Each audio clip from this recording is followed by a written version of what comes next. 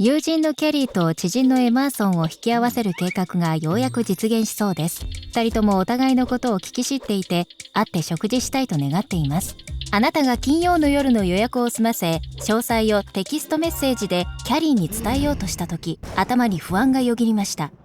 キャリーはいつも遅刻するのです。たった5分ではなく30分の遅刻なのです。キャリーは時間厳守を息苦しい過去の遺物だと考えているようです。でも、もしあなたが夕食を6時半ではなく6時だと伝えたら、2人はほぼ間違いなく時間ぴったりに到着します。この中を本当に取り持ちたいなら嘘をつくべき？考えてみましょう。あなたならどうしますか？嘘をつくべきかも。新しい関係はキャリーにとって素晴らしいことで、始まる前に台無しになってほしくないとあなたは考えます。確かにエマーソンはゆくゆく遅刻癖を知ることになるでしょう。しかし、もしキャリーが今回だけでも時間を守れば、少なくとも2人の関係が結ばれるチャンスができます。あなたの嘘が幸せな関係を築く可能性を開きます。そしてある行動が関係者の全てに良い結果をもたらすなら、行動を起こす良い理由付けになります。でも嘘は道徳的には誤りですね。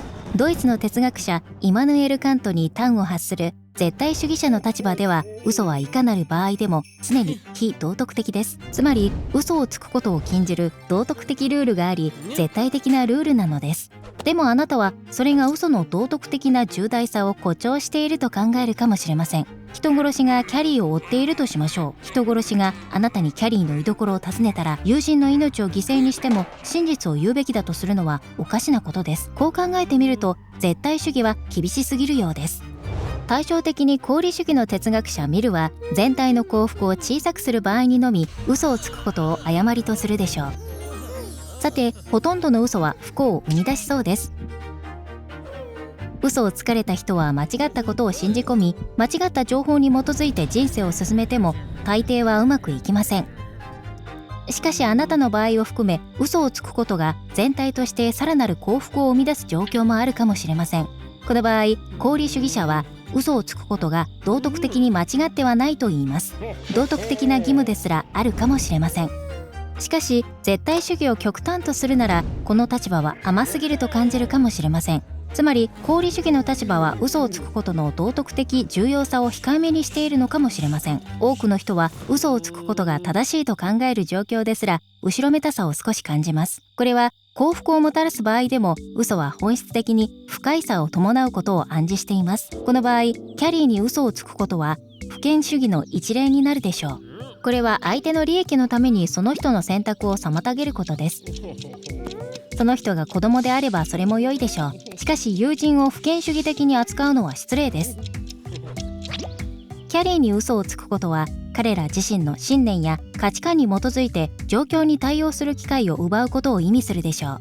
あなたが思う悪い選択からキャリーを守ろうとすることは、2人の自主性に対する尊重を欠くことになります。さらにはエマーソンに対する敬意を欠くことになるでしょう。キャリーの時間感覚について間違った印象を与えかねないからです。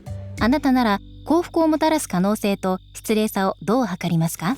カントの追従者たちは他人の意思を尊重することが倫理的行為の核心だとする一方、ミルの追従者たちは幸福より大切なものはないと言います。しかし他の哲学者たちは、そういった対立はケースバイケースで解決するしかなく、それぞれの事情と関係者次第だと考えています。さて、あなたならどうしますか？